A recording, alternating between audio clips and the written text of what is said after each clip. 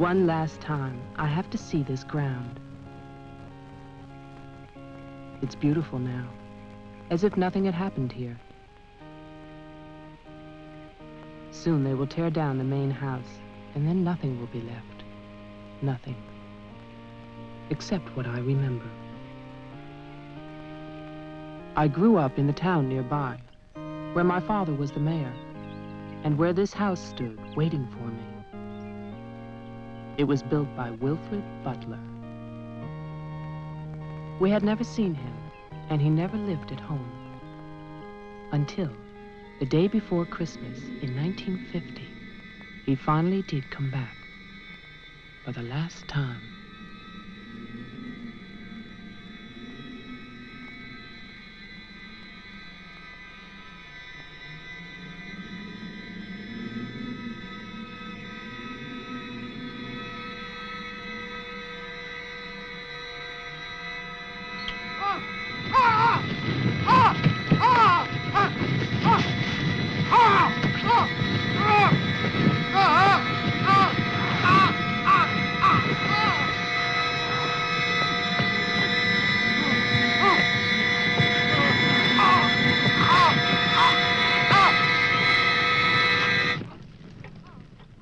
All of us believed that his death was an accident. No one knew that another person had come to Butler House that Christmas.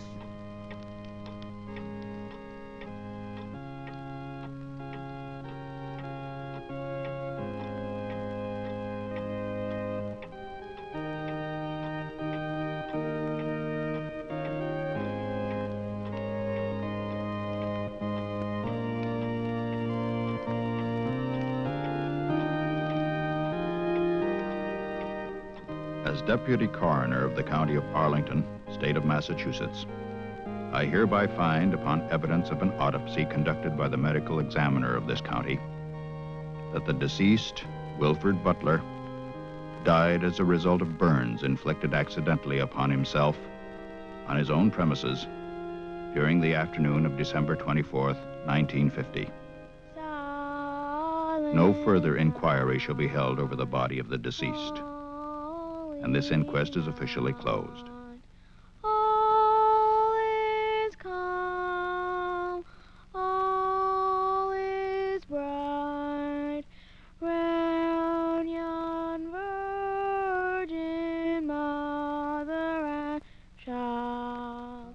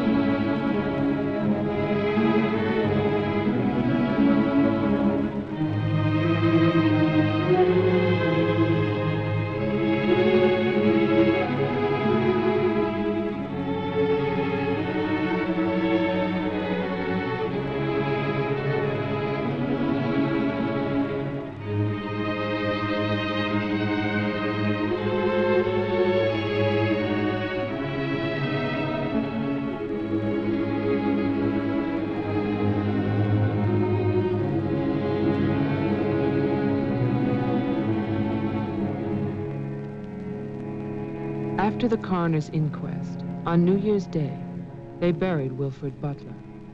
There was no one there to mourn him. It was the funeral of a stranger.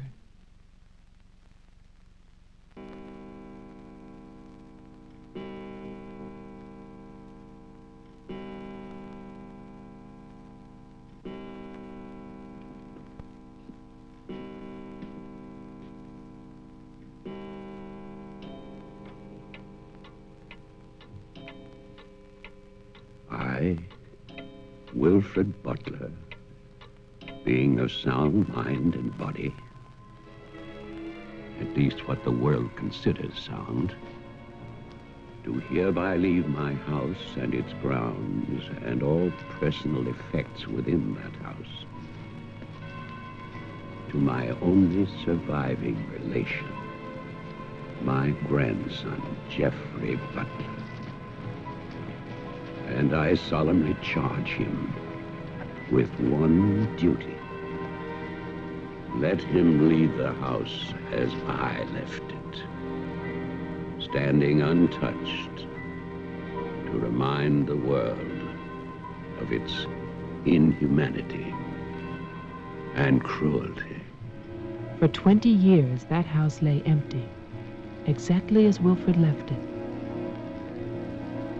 And then, last year, rumors began that it was finally being sold. The newspaper story traveled through the county to a state hospital for the criminally insane.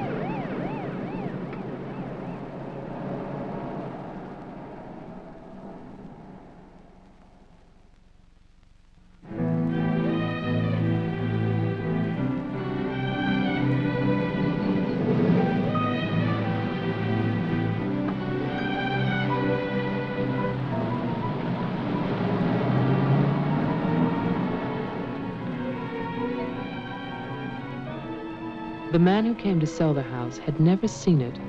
He was a lawyer from the city, just doing a job and enjoying it.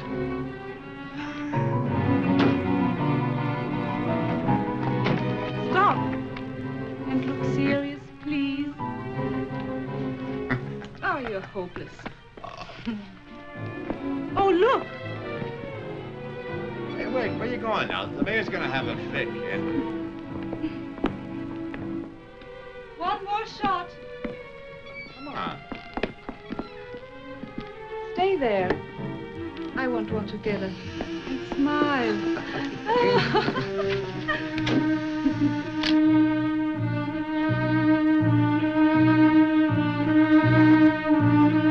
For all the news as it happens, stay tuned to WLIX, your voice of the Northeast.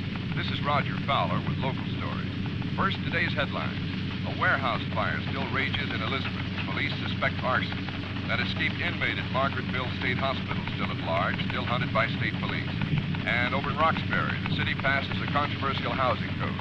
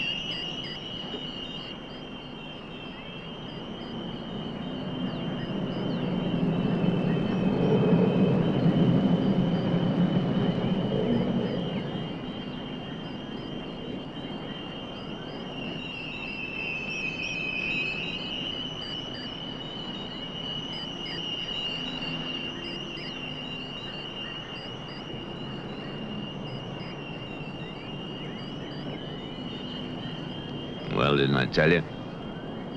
It's beautiful. Can we see the rest of it? Honey, that was it. I think the mayor's waiting for me.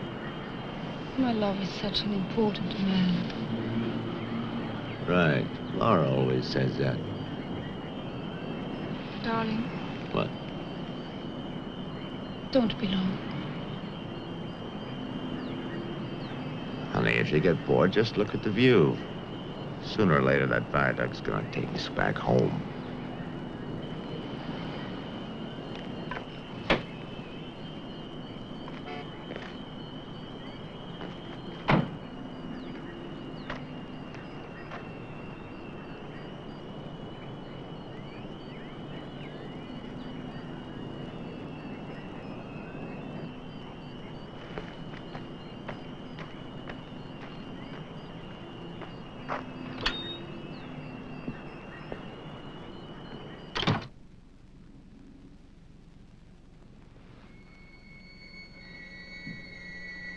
Mr. Carter.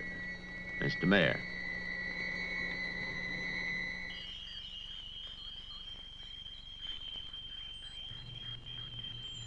Let me introduce you. This is Charlie Toman, who publishes our weekly newspaper, The Patriot. Mr. Tolman. And this is Tess Howard. How do you do? She operates our switchboard. Oh, really? We call her the communications director. And this is Bill Mason, Mason. our sheriff.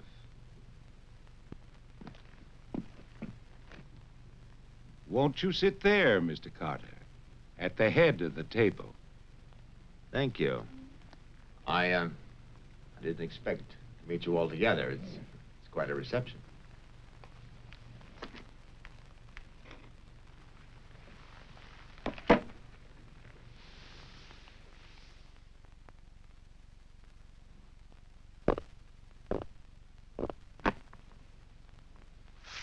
All right, let's begin.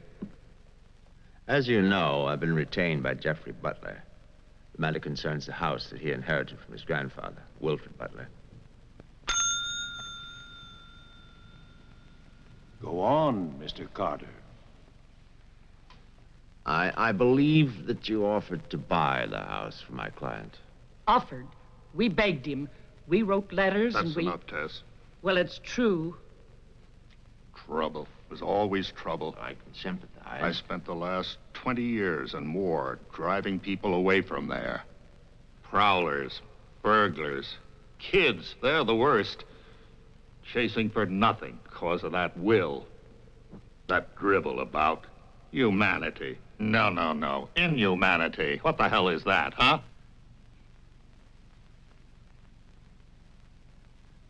Yes, well, he was a bitter man.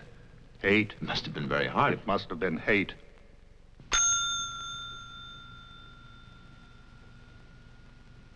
That man hated.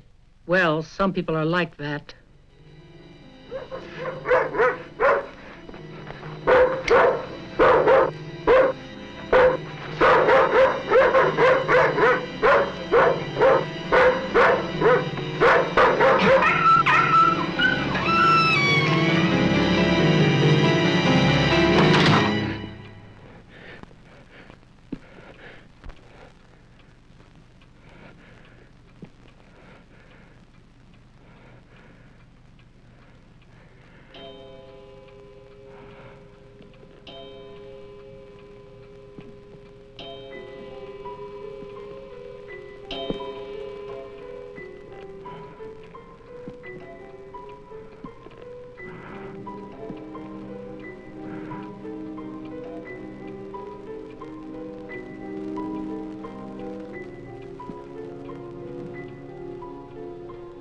The question is, well, do you still want the house? Are you offering it to us, Mr. Carter? Exactly. Why now? Well, that's Mr. Butler's business, isn't it? You know we're not rich. Most of us came here during the Depression. But we love this town. It's our home. And naturally, you want to improve it. Exactly. My client understands that, and he fully sympathizes, and he's willing to sacrifice the house for $50,000 in cash by noon tomorrow.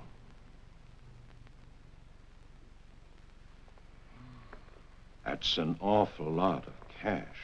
It's also an awfully good bargain. You could go to Wilton. You could go now to the bank. Am I clearly understood?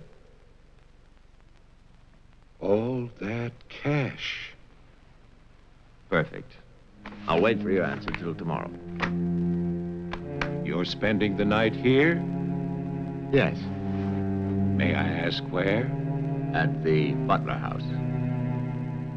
We could put you up at the motel as our guest. No, the house is fine. The Paradise Motel.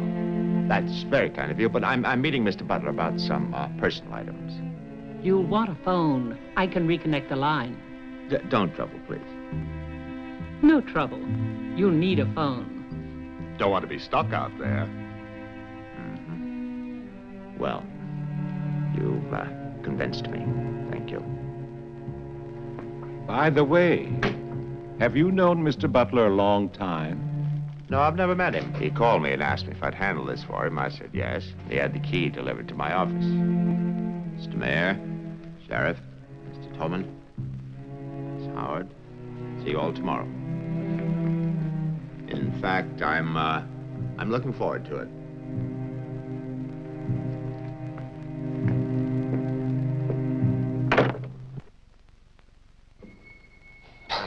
Slick, really slick. He's a big lawyer, Bill. You've got to expect that. Don't tell me about lawyers. Oh, you see the way he looked at us? You see his clothes? He's doing his job. Just don't tell me about lawyers. You know what I'd like to see? Two of them like that one talking to each other. Neither one of them would know what to believe. I love you, too. Honey, when I get home, I'm gonna have a nice surprise for you. No, I can't tell you what it is now. It wouldn't be a surprise, now would it? No, I can't come home now, but it'll be very soon. Very soon. Honey, of course I miss you. Yes, I miss Mommy, too. Laura, how are you, kid?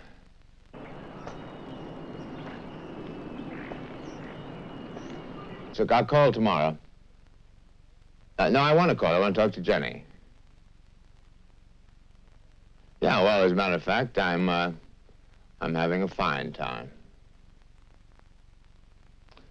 Well, same to you, darling. What do you mean, hostile?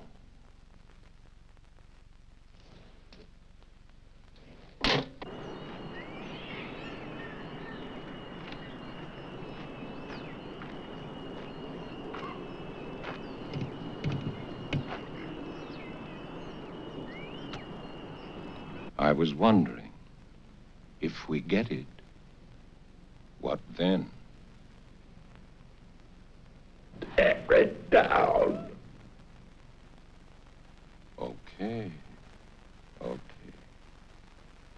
I'd better get going.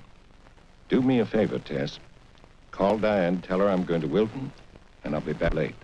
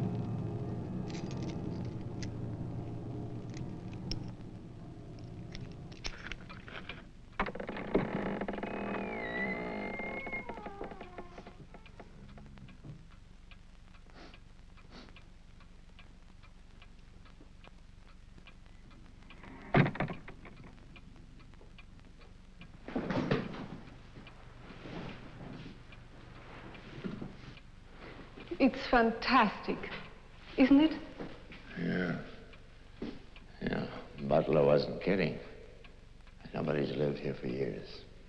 That would be such a waste. It's his grandfather's monument. You know, there's a caretaker who keeps this place just the way he left it. What kind of monument is this? Well, that's the trouble. Nobody remembers anymore. That's what usually happens in America. I remember this. And he walks with me, and he talks with me, and he tells me I'm his own. And he walks with me, and he talks with me, and he tells me I am his own, and the joy we share as we tarry there. You're not serious. I used to hear that at funerals. At funerals? Yes. When I was a kid in Chipley, Georgia. There was also Chipley, Florida. But they have both been subsequently eradicated from the map. None other has ever known.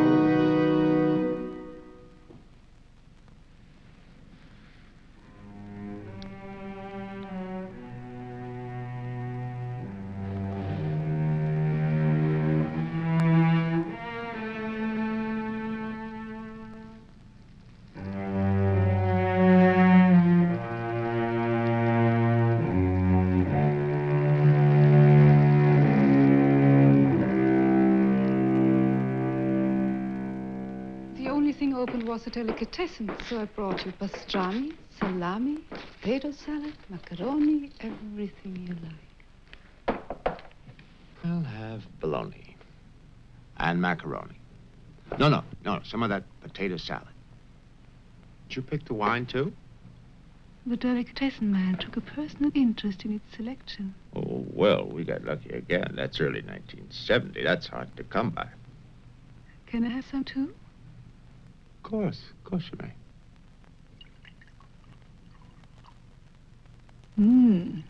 Thank you.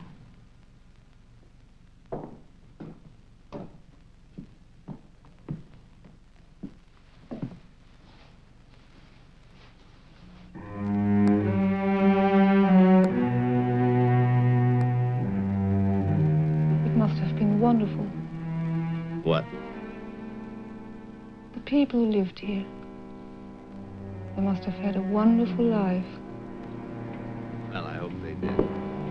Wilfred Butler must have believed in something. Believe? Look at that stone fireplace, parquet floor, the mahogany, this table. And you probably think this place is made of wood, right? Well... Wrong. You know what his grandson told me? Underneath that wood, there's 2 feet of stone. The foundation is 8 bricks wide. Now, someday they're going to come in here and they're going to tear this place down and they're going to build little tract houses all over this property on quarter-acre and half-acre lots. And that bulldozer's going to come up that hill toward this house. And it's going to get the surprise of its life. They built a kingdom out here. Only nobody's left. No? Butler has a grandson. No.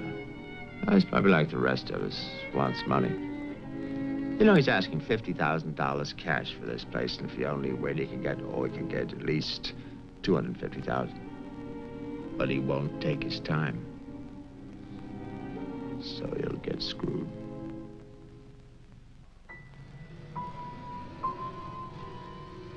Do you want to go upstairs now?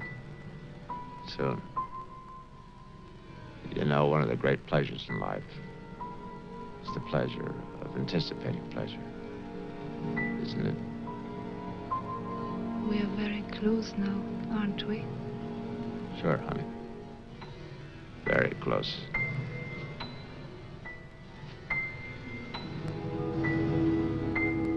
I don't see any beds yet. Well, keep looking, honey. Butler said the place was furnished.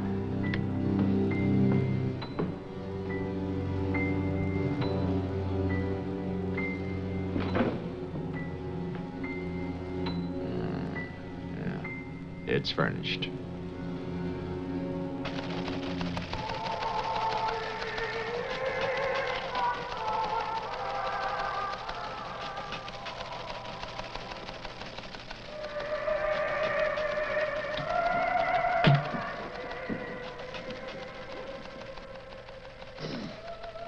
Anything doing? No, sir. But look at this. More football, huh? Look how they smeared that quarterback. Look at his arm. Got no time now. Go test. How about that telephone up at the Butler house? Is it working? Well, try it now. I'll wait.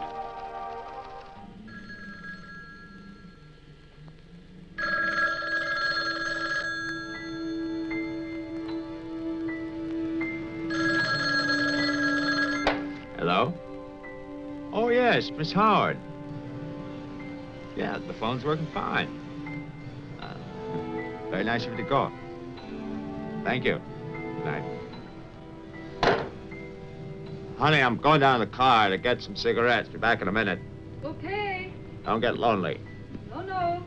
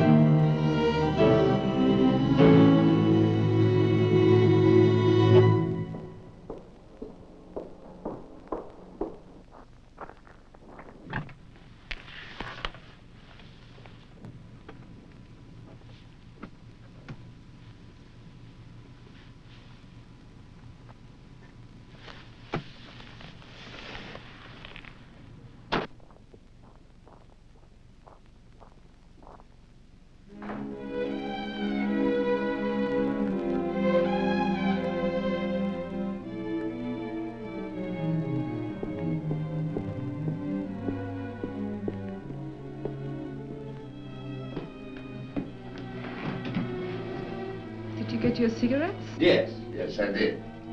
May I have one? Sure. No, it's the most amazing things. These cigarettes come in these very small packages these days. Oh, that's for me? Mm-hmm. Can I open it? Oh, no.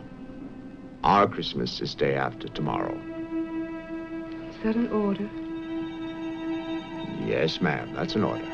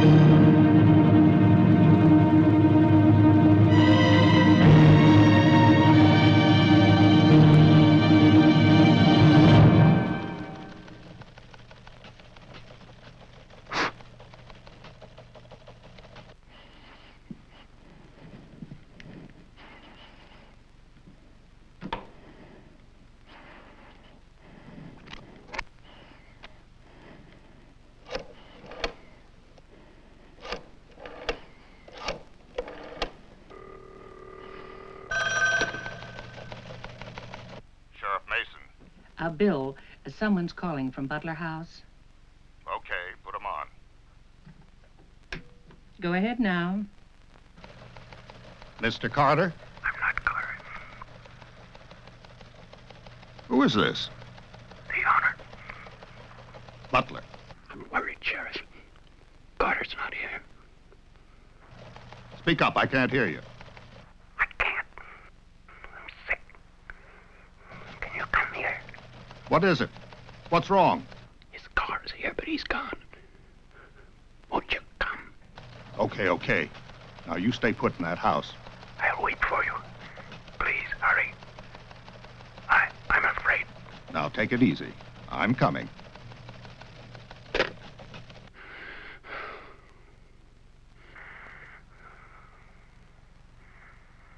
Mr. Butler, are you done? Tess, I've come back. What's that? Tess, I want to see you again. Hello? Who is this? You know me, Tess. It's Mary Ann. Tell the mayor. Tell them all. I'm waiting in my father's house. Tess, it's so lonesome here. Don't be long. Hello? Hello? Hello?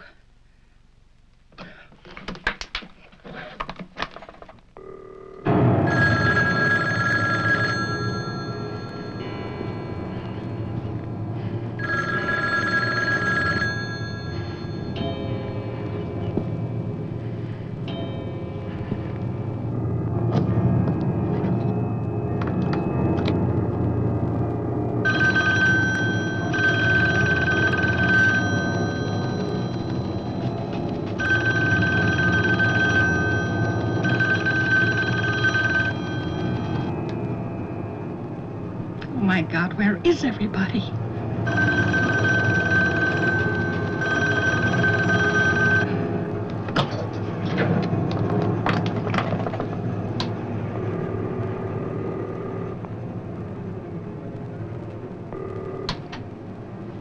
Hello?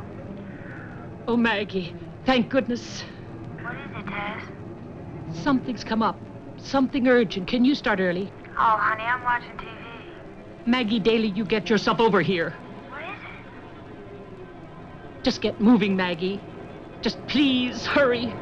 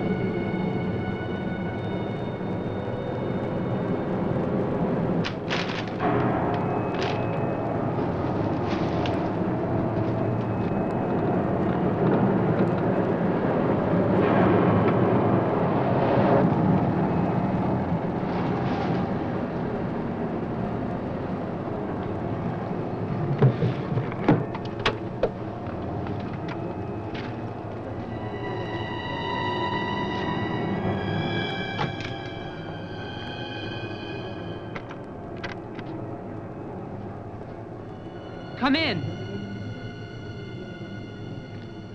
It's open. Okay, mister, that's far enough. What do you want here? Mayor, Try again. My father's not home. And don't move. you want me to put my hands up? No. Just stay there. What are you staring at? I seem to remember you from the road. That's why I'm holding a gun. You scare me. That makes sense. Thanks. Does everybody carry one here? You can ask the sheriff when he gets here. I'll call him. I'm sorry to disappoint you, but the sheriff's office is empty. How do you know? I was just there. Who are you? Jeffrey Butler. Oh, you're the one who's selling the house. Yes. Have you any ID? Come on. Don't laugh at me. I want your ID. Some maniac escaped from Margaretville.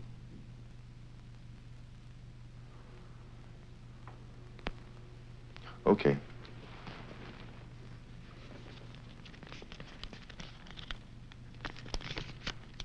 Put it on the table.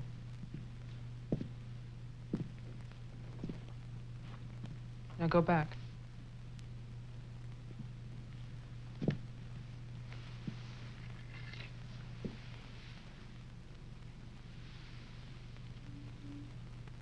California license. Lucky you. Would you like to see my maniac card from the asylum? They give you one when you escape. There's a big scarlet M on it so people won't get confused. Okay. Look, I'm sorry about the gun. My father's in Wilton getting your money. All I want to do is to get into my house. The sheriff's deputy might have a key. He's about the only one I know of. Well, where's he? You go down the road about 1.5 miles till you come to a white house with a white fence, and then you can't miss it. Thanks. That's okay. Merry Christmas. Same to you.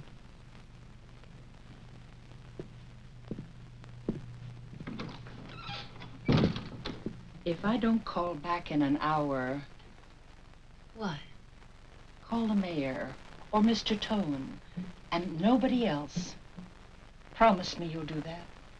Well, sure. Mark it down, honey, so you'll have it. Sheriff to 301. I'm heading west on Route 5 to Butler House. You'll hear from me.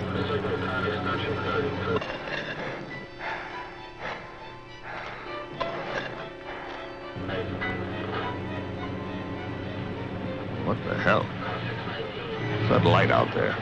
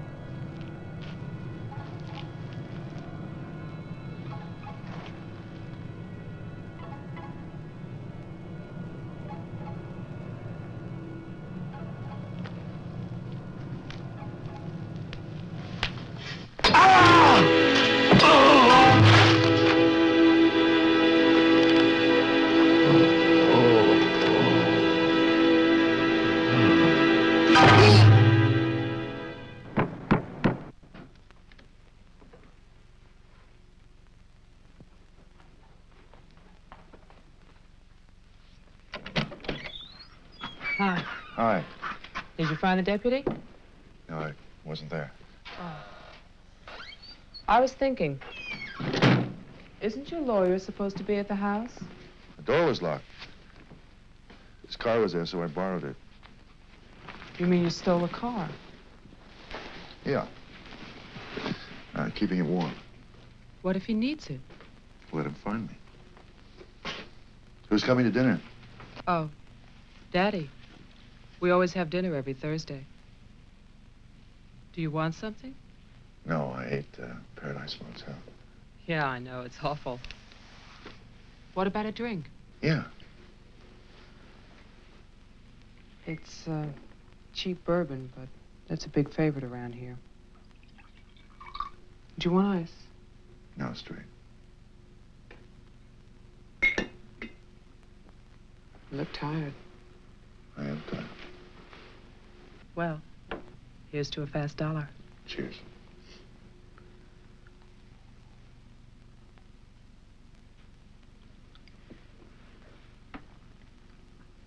Why did you decide to sell the house? Needed the cash. After all these years? I need it now. Huh.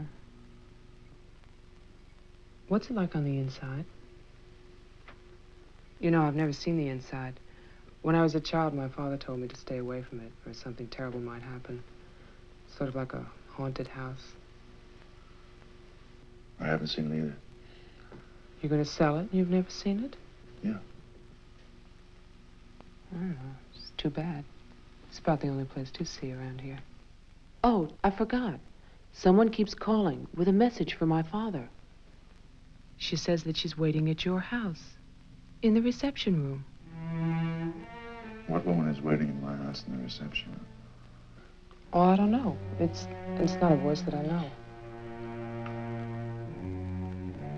I better go out there. Can I come too? What for? I'm pushy. I suppose you'll be going back to California soon. California? You said you lived there, remember? No, I'll be traveling. Jeff, look. It's the sheriff's car.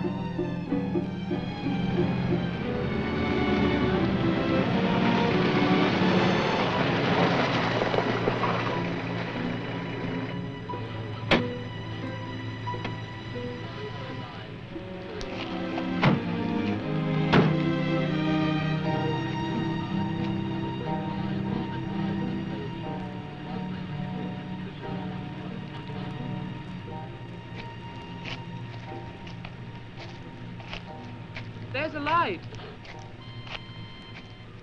Look at that tombstone. Pretty cheerful. Who bears the cross shall wear the crown. Wilfred Butler. My grandfather. Oh.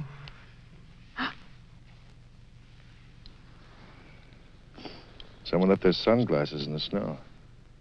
They're the sheriff's. My lawyer's missing. So is the sheriff. You get strange phone calls. And now someone's fascinated by my grandfather's grave. Let's get out of here. You still want to go to my house? Yes. But I don't want to go alone. Listen. I'm not nervous. Well, of course you're not. Oh, it's the cold. I'm shaking from it. Let's get out of here. Okay. We'll get help in town. It's 10 minutes drive.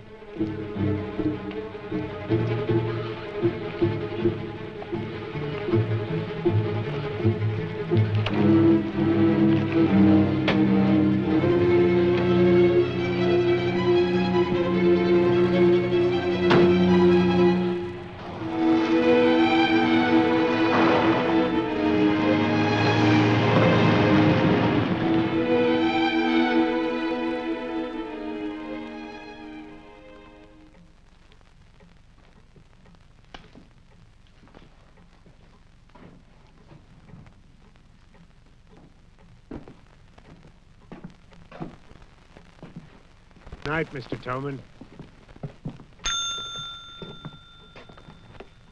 Have a nice holiday.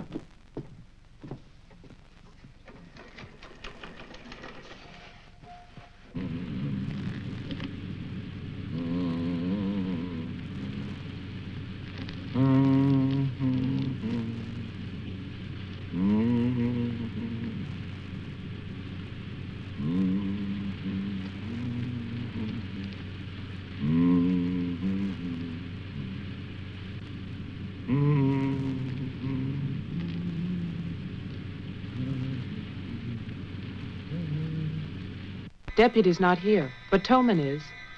Who's Toman? Come on, you'll see.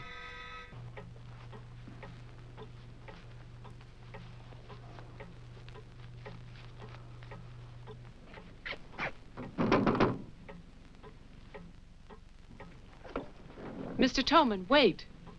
No, please, I have to talk to you. I'm sorry. This is Jeffrey Butler. He's the one who's selling the house. He can't get inside the place. And my father's gone to Wilton. So we wondered...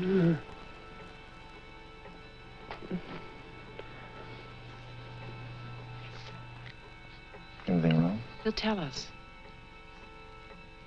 Tess has gone to his house. Why would she go there? I don't know. Anyway, she won't get in. You say it's locked. He says she hates the place. Would you like to drive there? Diana could stay here, lock herself in. I need a key.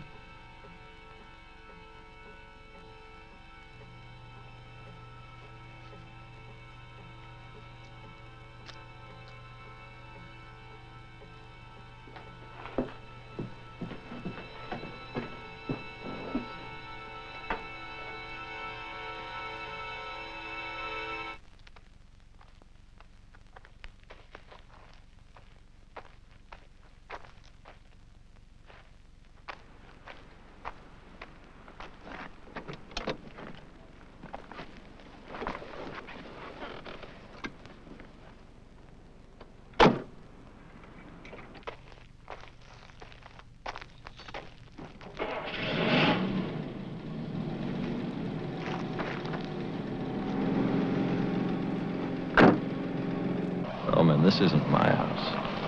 It's Tess's.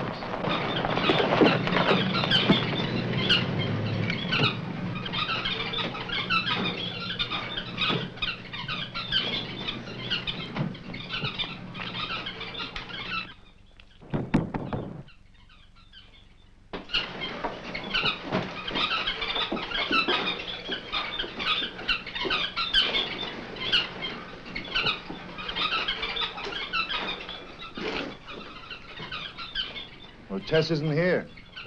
Are you satisfied? She must have gone to my place. Well, why wouldn't she go there? She hates it. Maybe she went to see the woman who's there. Someone called the mayor's house before. Said she'd be waiting.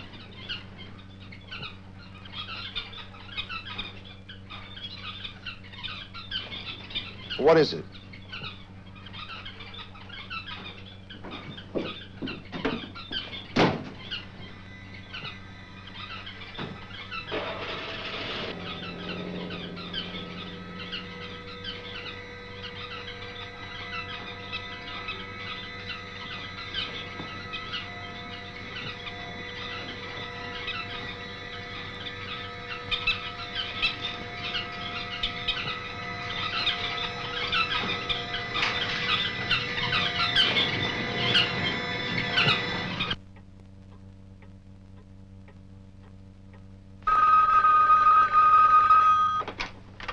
Hello, Jeff?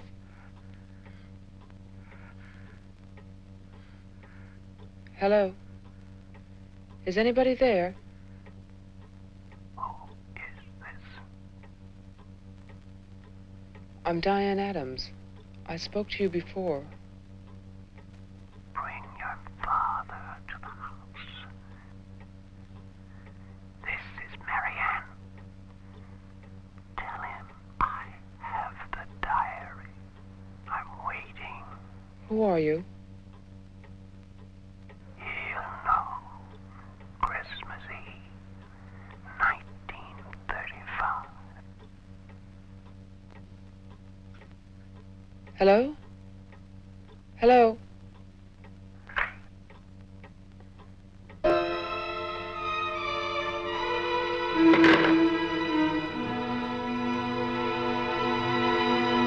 Be quiet.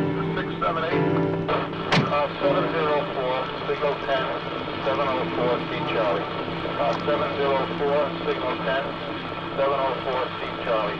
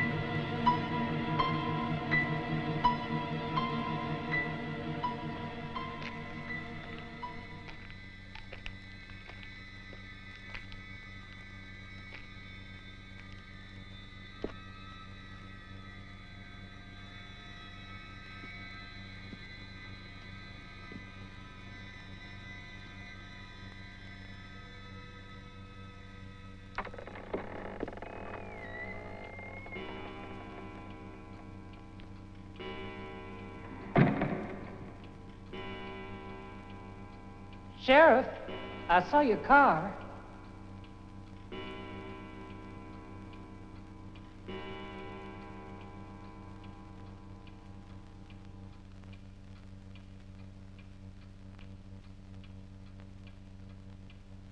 Bill? Is that you?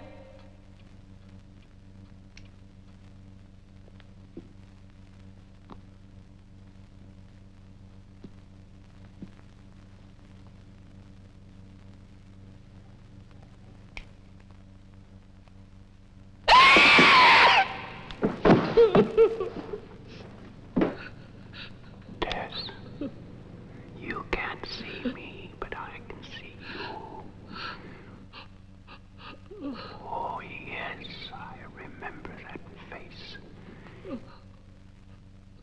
You're older now, and fatter, but still, Tess.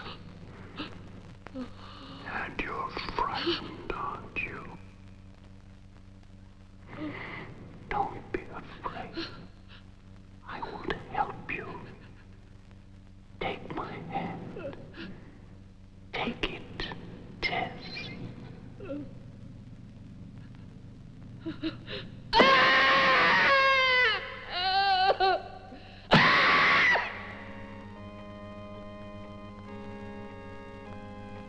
The person on the telephone said 1935, Christmas Eve. But that's not the beginning. In 1927, Butler House was restored by Wilfred Butler. After that, I find social notes, parties, nothing special. Then, in 1930, Butler's wife, Catherine, dies of tuberculosis. In August 1933, it starts. Wilfred Butler's daughter is cruelly attacked and raped. Her name is Mary Ann, the same name as the caller who left those messages tonight. She's 15 then. On May 2nd, 1934, Mary Ann Butler gives birth to a son, Jeffrey Butler. Jeff. Early in 1935, Butler House is turned over to a Dr. Robinson as an asylum for mental patients. And then Butler goes on to say that he has committed his own daughter. Mary Ann will live at the asylum. There's no end to this story. It's been carefully cut out of all the papers. Why would Toman do that?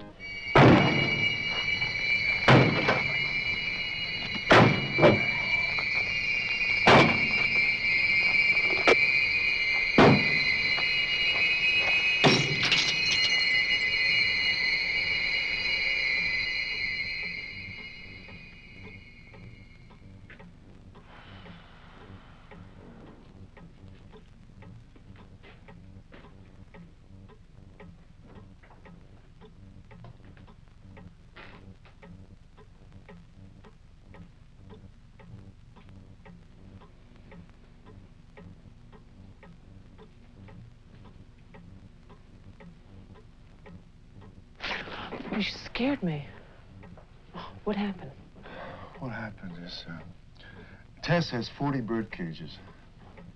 Toman is hysterical. Everybody's at my house but me. It's cold outside and you forgot to lock the door. Joe, how old are you? How old am I? You mean, how many years have I lived? No. There's a lot in the paper about your family. I don't want to talk about my family. Wait a minute.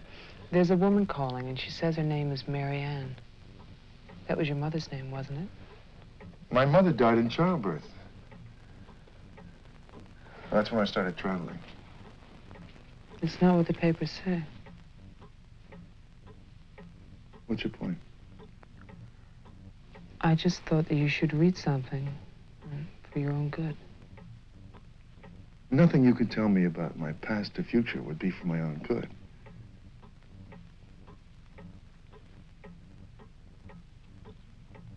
Where is the paper?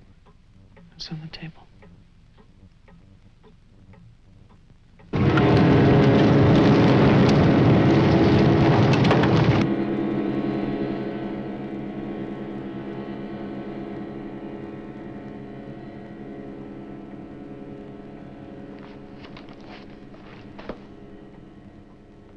It's so stupid to lie. I missed the whole event. Jeff, maybe your mother's still alive. Maybe she's waiting for you at the house. I don't know.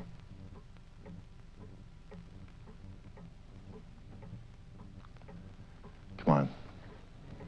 No more side trips. Let's go out there.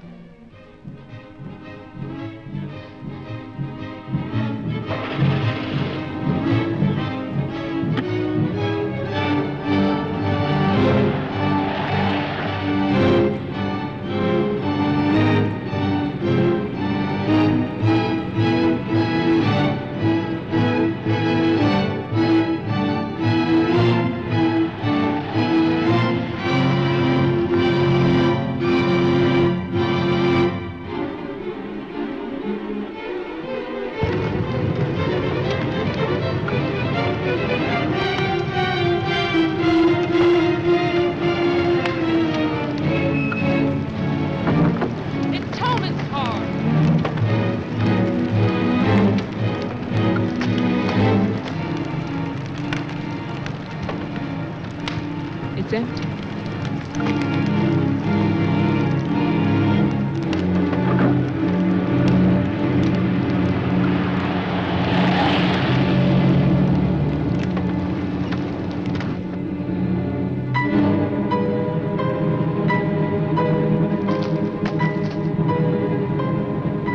Jeff, look!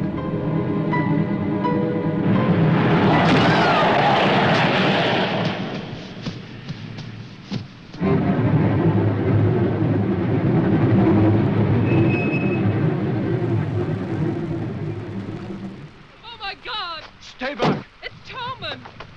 Stay back!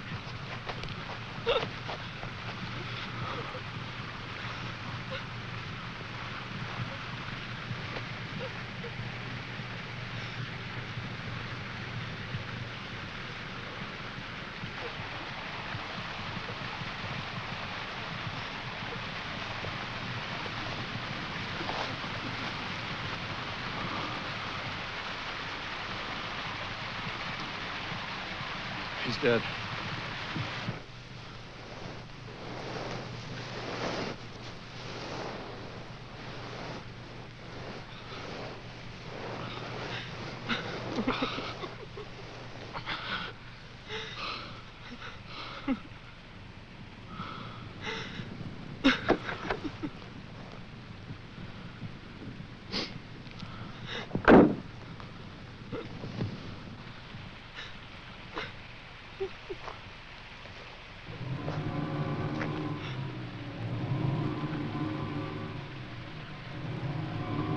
His hands. Somebody cut off his hands. You killed him. You killed Toman. He's asking for help. You killed him. Get in the car.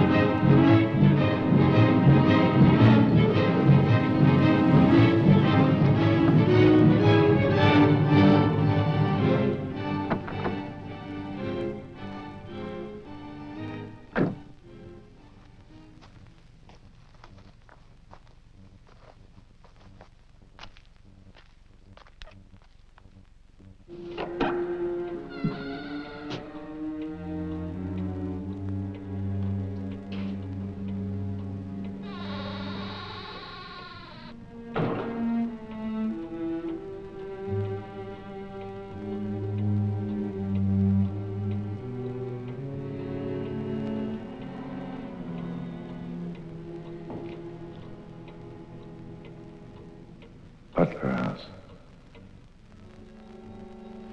The keys. He took them.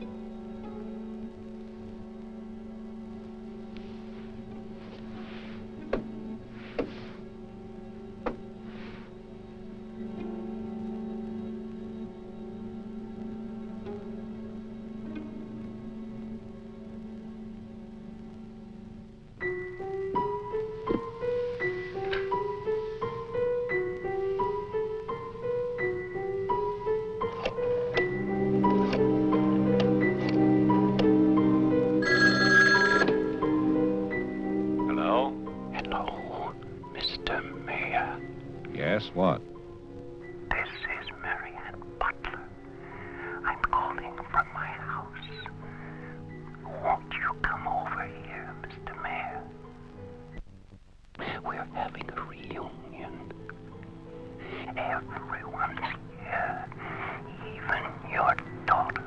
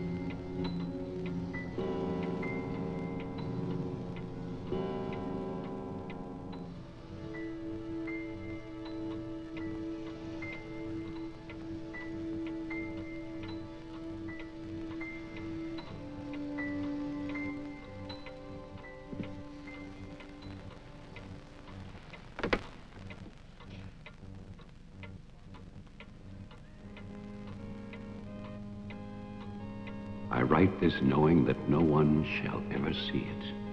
Not my beloved daughter, or even my grandson, Jeffrey. I write for myself in the hope of forgiveness, if that is still possible. And I write for you, Marianne, whose youth and innocence I have destroyed. By 1935, the doctors had treated my daughter for a year. I had believed they could cure her. The child, Jeffrey, was taken from us and sent to California. I turned my house into an asylum. I brought doctors to live there. I welcomed other patients. Useless. All of it.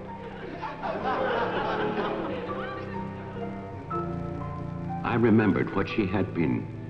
There was never a lovelier, happier child.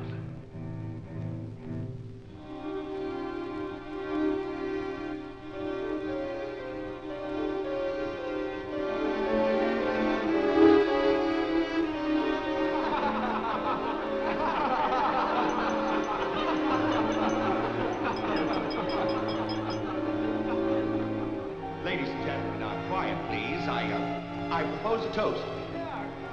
Doctor, please. By Christmas of the first year, I knew that I must act, not for myself, but for my helpless child. Led him to create this institution.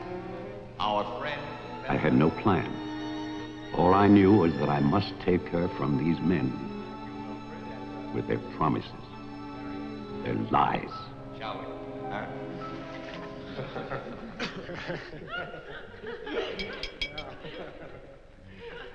For he's a jolly good fellow, for he's a jolly good fellow, for he's a jolly good fellow, which nobody can deny, which nobody can deny, which nobody can deny, for he's a jolly good fellow, which nobody can deny. I knew that they would gorge themselves into a stupor that afternoon. It was their celebration. I expected no less. Since they had come into my house, they had acted as if they owned it.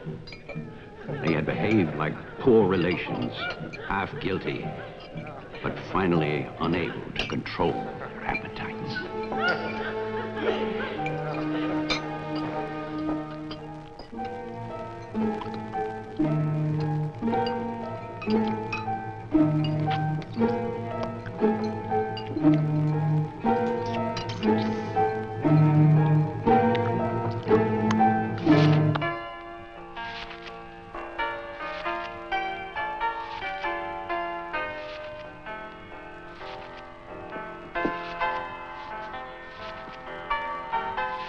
After dinner, they danced and drank as they usually did.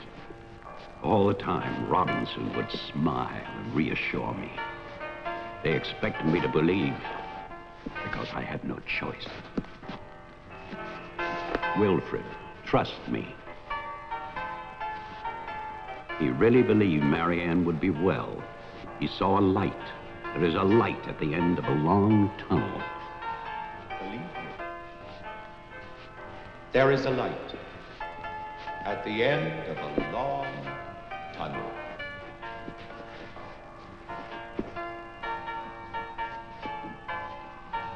Stay here, Doctor. I'll get more champagne. He was ready. I knew it. Drunk and fat and full of his own importance. I left then.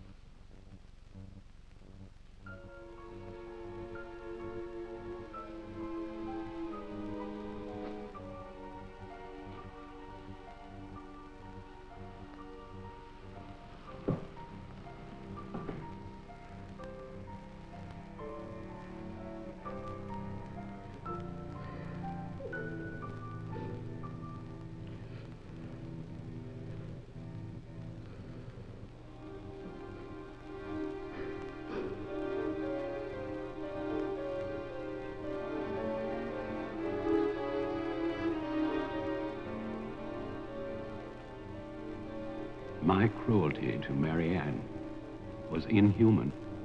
I know that. I had loved her. I had fathered our child, Jeffrey. I had brought her to this. But I swear that on that afternoon, all I wanted was to save my child.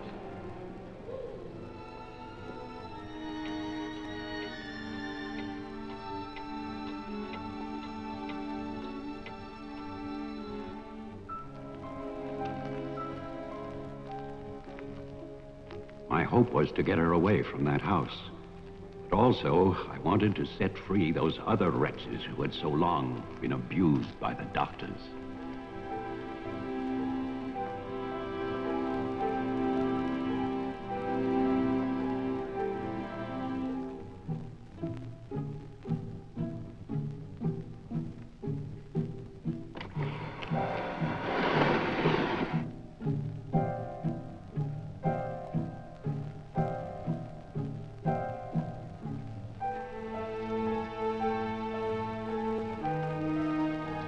I knew what they might do if these inmates were freed. And this is my guilt. I knew, and still I freed them.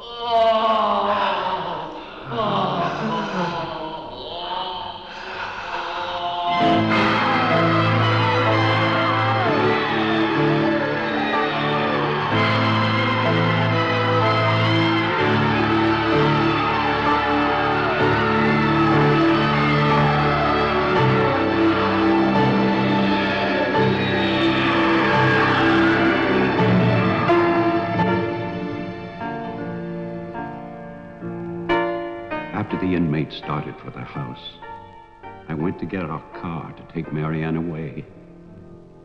I do not know exactly when she slipped away from me. I assume that when they saw her in the dining room, the inmates believed her to be part of that household which they hated. And so, they killed her. Later, there was a celebration. And then most of the inmates fled. I don't know where. But I shall never forget what they did to my child. Since that Christmas, I have lived in prisons and asylums. Lived anonymously, as an animal. I have wandered in bitterness until all seasons have become as one. And that is a season of vengeance.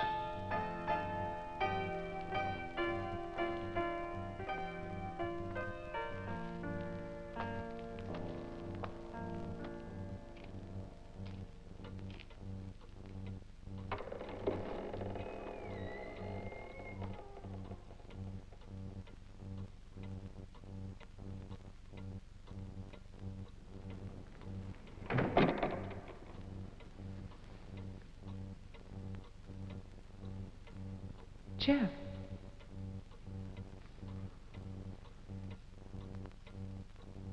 Jeff. Wilfred Butler is still alive. This is still his house. Your grandfather died in 1950. He was burned to death in this house. My grandfather poured gasoline over a squatter he found here. The town wanted to believe he was dead. They still do.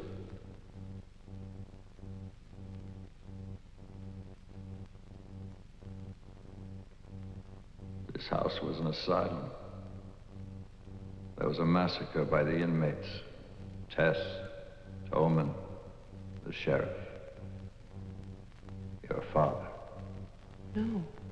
All inmates. They killed my mother in this room.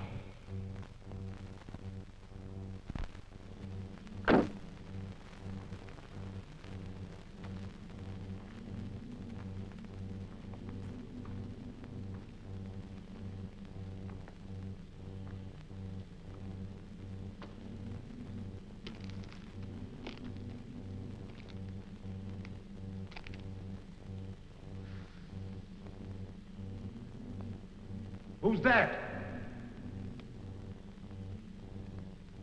Who's there?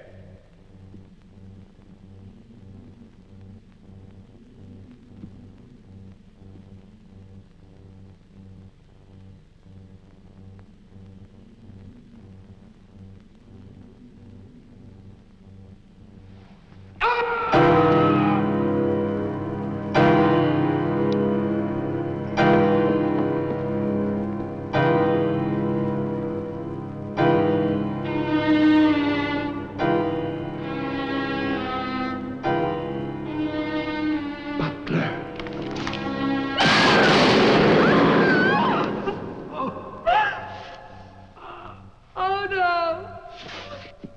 No. God, no.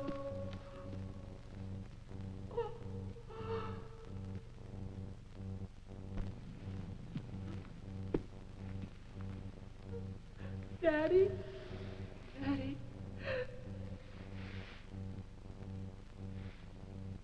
Diane? Jeff? Jeff? No. No. Jeff, why? Why? Marianne.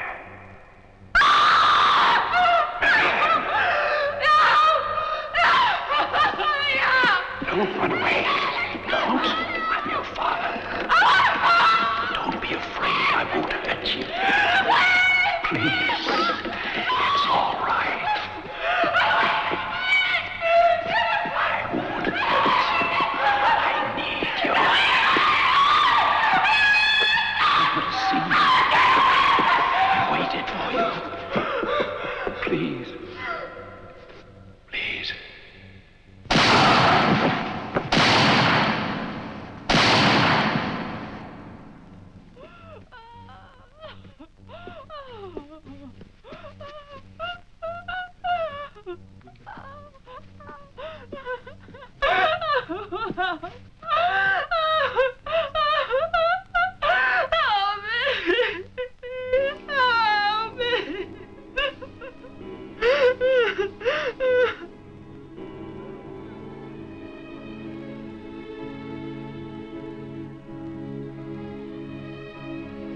I spent that night weeping. By morning, there were no more tears.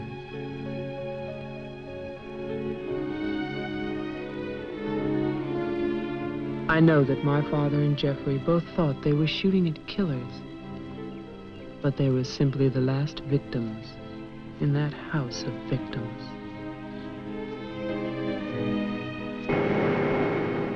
And now, a year later, they will tear down Wilfred Butler's monument.